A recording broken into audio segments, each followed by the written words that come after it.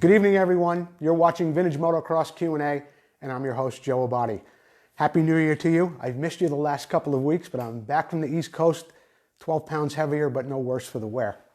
On tonight's show, we're going to be talking about our new sponsors, VINCO, TMC Company. We've also got a What's It Worth segment, where we'll be looking at a 1973 Husqvarna CR125. We've also got a product spotlight. We're going to be looking at a guy who's making some great stickers and a whole bunch of other stuff also. But right now, let's get down to the starting line. Our sponsors, VINCO and TMC Company. If you're not familiar with VINCO, it's time you get involved with them and get involved deeply. They've got over 650 products in their catalog ready for you to purchase today. If you go on eBay, they have over 800 items for sale. They've got petcocks for KX400s. They've got all kinds of piston kits, gasket kits, things that nobody else is making that you need to keep your vintage scooter running. So when you get a chance, go check out vinco.com.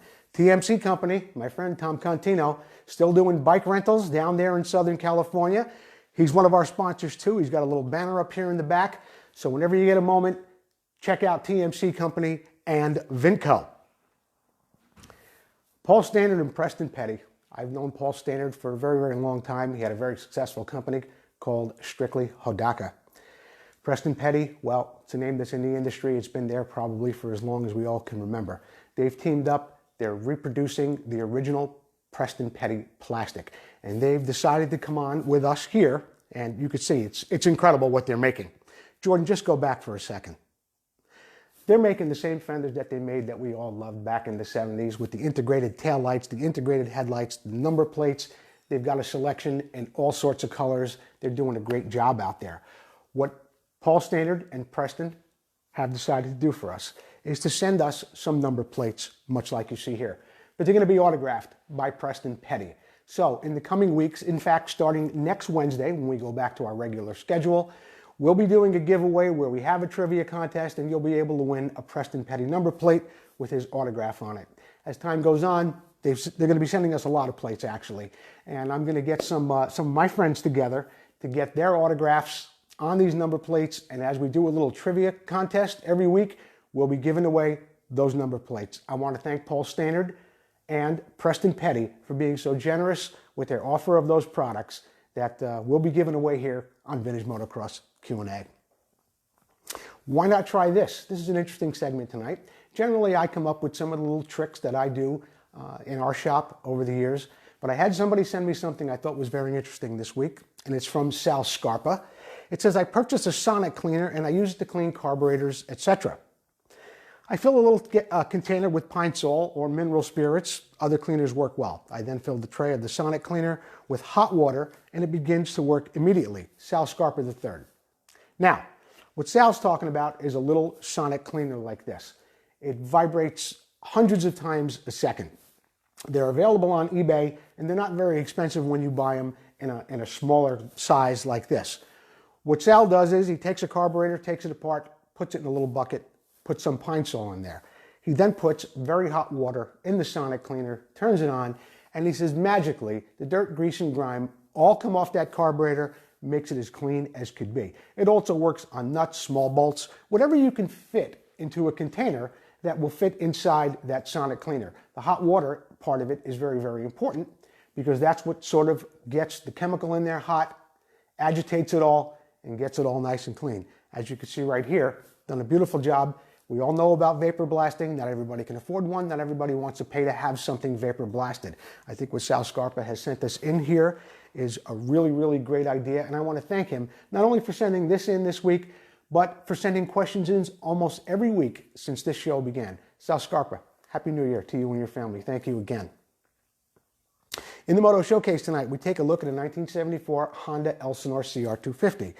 Joe Abadi Cycle Therapy restored it. Why am I putting this bike on here tonight? The show came up very, very suddenly. We almost didn't have a show this week between traveling, but I didn't want to go another week without bringing you a show. So I put some things together, and I didn't have time to ask people to send in their bike for the Moto Showcase like so many have done in the past. So I decided to put up this Honda, and we could take a look at it. It was a full restoration done by me. The rims were NOS. The tank, of course, was done by yours truly. We really searched far and wide and long and deep for a lot of parts in this bike. One of the most difficult parts to find on the early Elsinores is this little kill switch right here, whether it's for a 250 or a 125.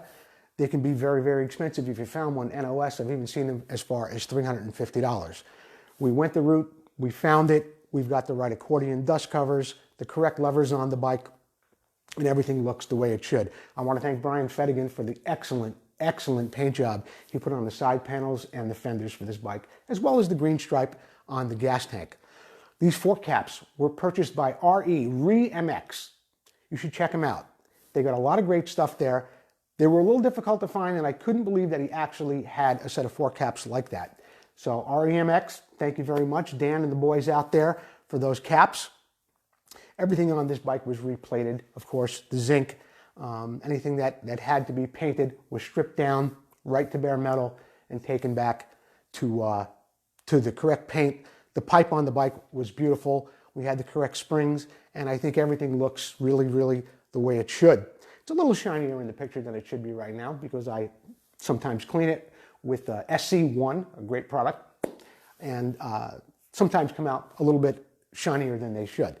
But everything looks the way it should in this bike. Everything's been replated or has a nice brush finish on it, right down to the springs, which were replated, little clips that go on to the fuel lines and things like that. So we were real, real happy with it. There's a good shot of the tank. The brush finish, of course, going horizontally and vertically. I love the way this bike came out. It's a first for many, many people. It's probably the most sought after bike in vintage motocross. The prices on these things right now, probably even for a nice racer, has to be around $3,500, $4,000. If you get into something with the correct pipe and silencer on it, along with the correct ignition cover, one that isn't broken, you could expect to pay at least $2,000 more, maybe more than that. When a bike is done to this level, I think if I were to take this bike to Mecum, I wouldn't have any problem getting at least $13,500 out of the bike at the auction. Maybe a little less in the open market. But a bike done to this quality, it's going to be bringing the money at some point. Let's move on with the slides, Jordan. We've got the correct Honda bolts in there. Everything was polished, replated. Again, a good shot of the engine, the cylinder, how great everything looks in there. I don't know if you can see it in the picture, but you can even see that super clean, brand new copper head gasket in between the cylinder and head.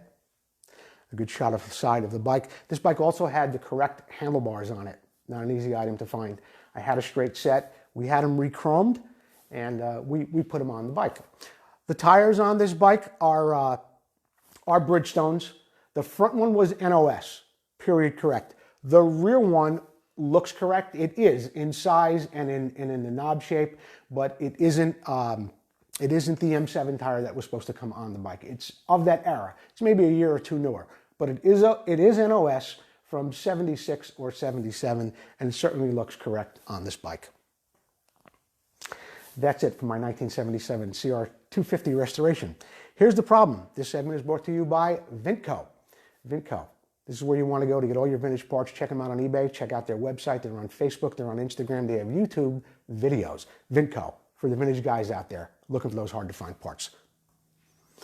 When restoring a bike, I try to buy a good used or NOS tire. At the very least, I search for the same brand and tread pattern. What are your thoughts on tires for vintage bikes? And this comes from Ed Matt Erdos. Well, when I can't find the correct tire, and we were just talking about that a moment ago when we were looking at that Honda. When I can't find the correct tire, I look for V brand rubber. The V brand guys have really gone out of their way to make a tire that looks vintage or period correct. They even have a tire that is called Vintage Reserve. What you want to do is you want to go on eBay or Google V brand and shop around a little bit. Make sure you're getting the same tread pattern, because there are different tread patterns, just like you had in the old days where a front tire might be a little different from the back. So you want to make sure when you order your Vintage Reserve tire, you're getting the same tread pattern. They make a great product. I even know some guys that race on them, and V brand is just something that I would stand by when you can't find that NOS or used quality tire. This is a V brand tire on the front of a I'm sorry, this isn't a V-brand tire. The picture was wrong. I put up the wrong picture when I gave it to Jordan. That's a 250 Dunlop tire from the last 250 I showed you. My mistake. I had V-brand rubber on the 125, CR125 that I restored recently. But anyway, let's move on. There it is, another one of V-brand rubber. This is the 125, I can tell by the sprocket. That's a V-brand rubber rear tire. Looks great. And you know what I like about it also, especially the aspect ratio. In other words, when you buy that tire, it's going to say 400 by 18, 275 by 21. While you may find a modern tire that kind of resembles a vintage tire, you're always going to have that aspect ratio on there that's a little bit, well, it's going to be modern. It's going to say 110, 100 or 190, whatever it might say. The V-brand rubber comes with the old school aspect ratio on it. Matt Erdos, I put this bike up purposely because I know you're a Kawasaki guy and I know you have a 238. This was a bike I had difficulty finding the tires for. It had a universal, like a knobby, universal tread pattern on the front and on the back. And the front one was very difficult. It was a 19-inch. We did manage to find one.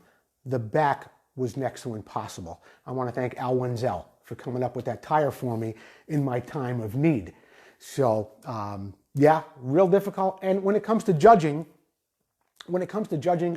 bikes in a show, a judge will look at those things, especially the tires. And while I'm thinking about it, I'm going to bring up something else that crossed my mind while I was doing this segment.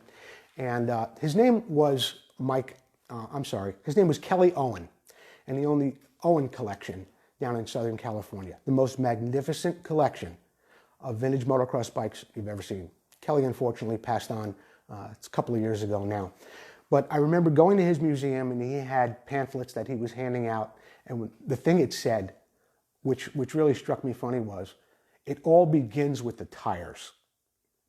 All of his bikes have the correct tires on it. A very good friend of mine who kind of got me into the restoration business in some way. His name is Billy West. He's been around forever. He was a factory mechanic for Rick Burgett back in the 70s. He told me that when he restored a bike for Kelly Owen, Kelly wouldn't let him even begin the restoration unless he had the tires first. So, Matt, those are my thoughts on tires, how important they are, what you could look for. And even if you find a good used tire to me, in nice shape, is better than any new tire that isn't correct for the bike. The 79 KX 125 we restored a while back has V-brand rubber on it. Matt, thank you for the question. Craig Smolin, I'd like to replace a wiring harness cover on a Mako I'm working on. Can you give me some advice? I can. Big problem with Makos or some bikes that have up pipes is that the wiring harness runs up alongside the frame and it's very close to the exhaust pipe. You're going to have some problems there with the harness melting over time, or if it isn't zip tied or secured to the frame correctly, you could wind up melting it like this. What you want to do, Craig, is you want to cut off the ends of the wires. You're going to have some plugs on there. You're going to pull that plug back and you're going to cut the ends off. What you're going to need to do is put them back on with a plier like this. It's an electrician's tool. And it's good for stripping, it's good for crimping pieces that the plugs, both the male and the female, as I call it, although I hear now they don't call it male and female anymore. Jordan, what do they call it? The receiver? Receptacle. The receptacle. It's not the female anymore, it's the receptacle. The world's gone mad. Anyway, that's not important right now. So you want to strip those wires off and get yourself some plugs like this. Okay, these are a little difficult to find on eBay. I would recommend you do what I did. Go to a hot rod shop, a place that really has a wide selection of electrical parts like that. You could try a Napa or an AutoZone, but I don't think you're going to find exactly what you're looking for. If you go to a hot rod store, you're going to find what you're looking for. So you're going to strip those wires, and you're also going to take off the plastic that is on the piece itself. Because when it comes time to plug it all back together, this metal piece is going to be sitting inside that rubber insulator. So you may have to strip this off. You may not. On a Mako, it might be a little bit different. So that would be my recommendation. Also, you can use heat shrink tubing as a cover for that harness, because the harder harness covering that we're all familiar with from our bikes, it's not so easy to find. I happen to have some. I've had some for a long time that I bought. I think it was at a swap meet, or it was in Mid-Ohio a long time ago. I have some. But if you're going to use heat shrink tubing, be careful which way your wires are routed, because the heat shrink tubing is going to shrink when you put it near your exhaust pipe, particularly on a Mako. Something like a Honda, where the wires come out of the ignition, then they go toward the back of the bike, and then up and over, you're not going to have a problem with the heat shrink tubing. But in a situation like this, you just might. So those are my recommendations, Craig. I want to thank you for the question, and hopefully I shined a little light on the subject for you. What do we got next, Jordan? Mike Blank, help Joe. This KX400 flange needs to be replated. How do I get it off of the hub? You don't. It doesn't come off the hub. On KX125, 250s, and 400s, that is cast right into the hub itself. But all is not lost. What you're going to do, and here's a good shot of Mike's hub. You're going to polish this. You're going to, you're probably building a new wheel, or you're restoring the bike. You're going to strip all the paint off of the hub. Take some time to get in here, and you're going to polish that, either with a little buffing wheel or however you can get in there. You're going to get it nice and shiny and ready for your plater. When you take it to him, you tell him you want clear zinc, but that you only want that flange clear zinced, not the whole hub, obviously. And you'll get back something.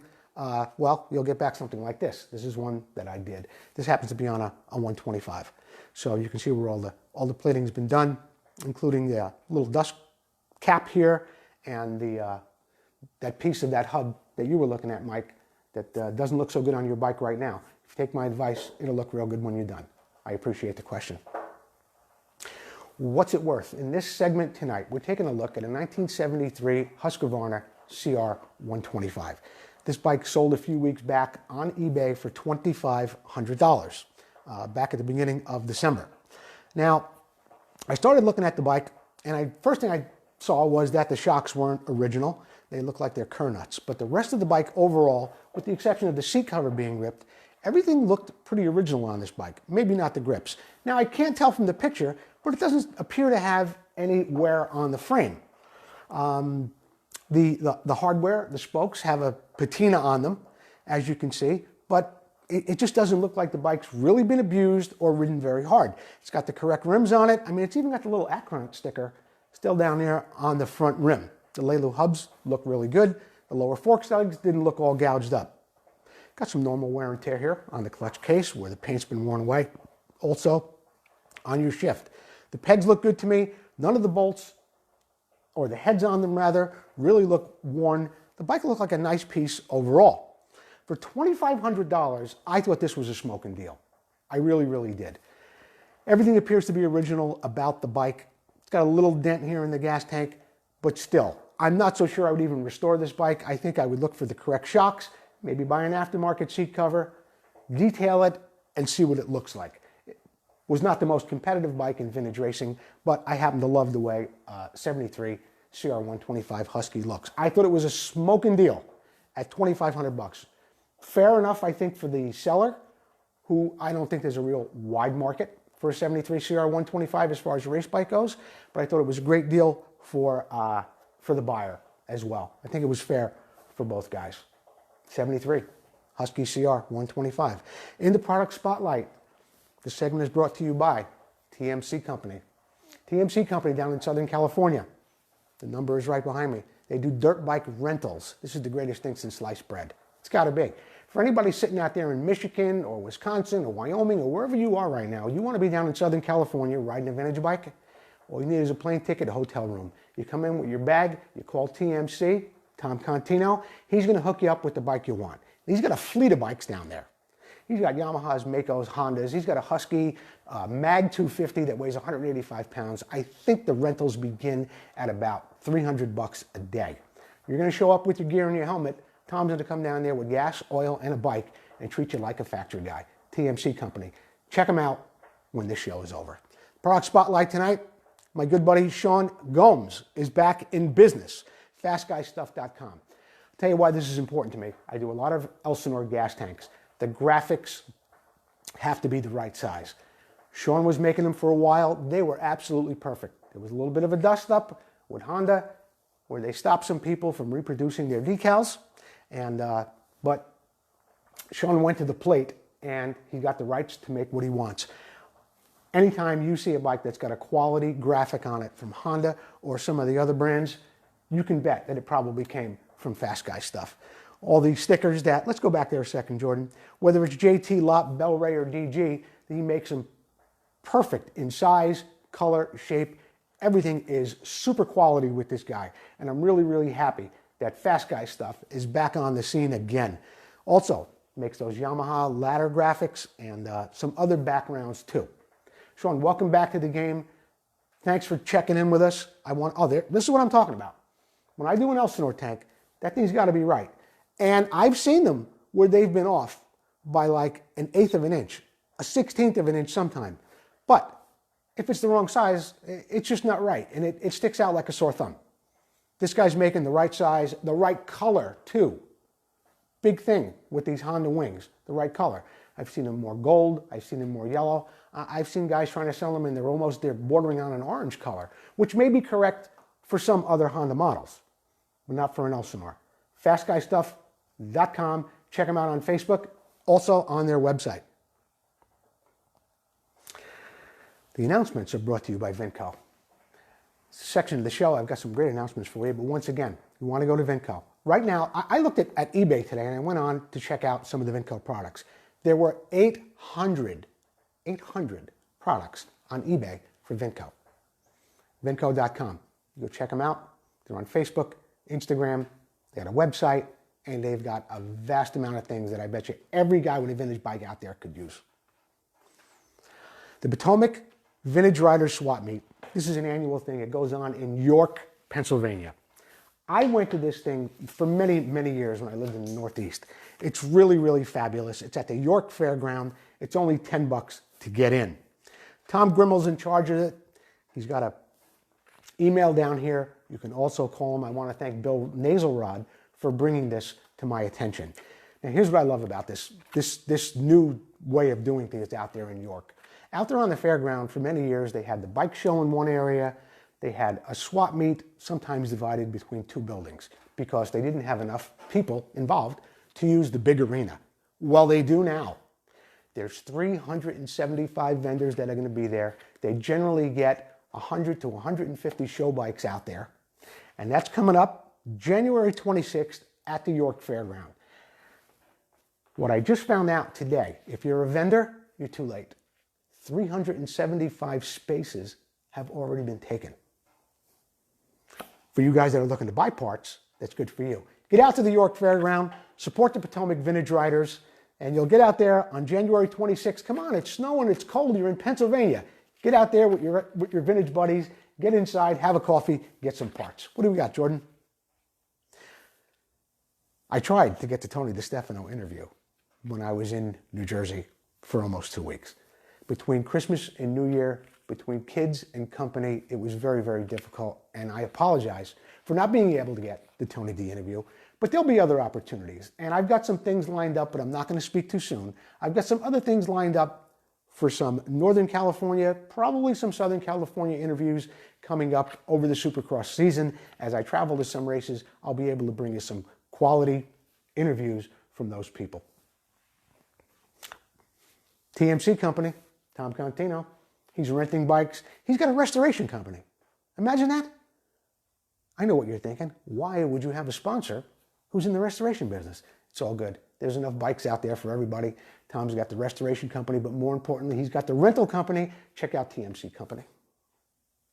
VINCO, again, the best in the business as far as I'm concerned with reproducing parts and getting stuff out there to guys like me and you, restorers, racers, everybody all together. Check out VINCO. If you'd like to become a sponsor for Vintage Motocross Q&A, please contact me. I've got a beautiful proposal put together, and I'll give you the same opportunities that I've given VINCO and TMC Company. We've got some spots left.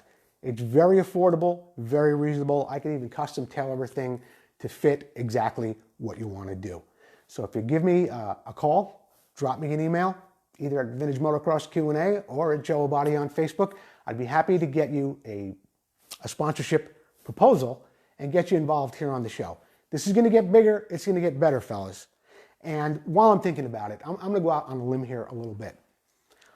There's no other live show on Facebook that does anything with vintage motocross. In fact, other than videos on YouTube where somebody explains to you how to do something in a very impersonal, although maybe informative manner, there's nobody bringing you vintage motocross material the way Vintage Motocross Q&A is doing it.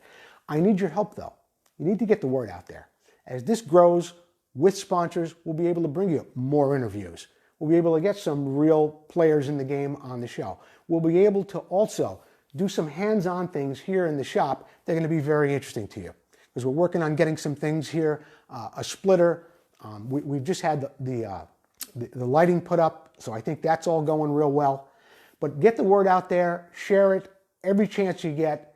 The more viewers we get, the sponsors are happy, we can get more sponsors involved, and I can bring you a quality program every week. And while I'm thinking about that, Wednesday at 6 p.m. next week, the same time we've always been doing it. Wednesday, 6 p.m. Pacific Standard Time, we'll be back with another episode of Vintage Motocross Q&A. Thanks for watching.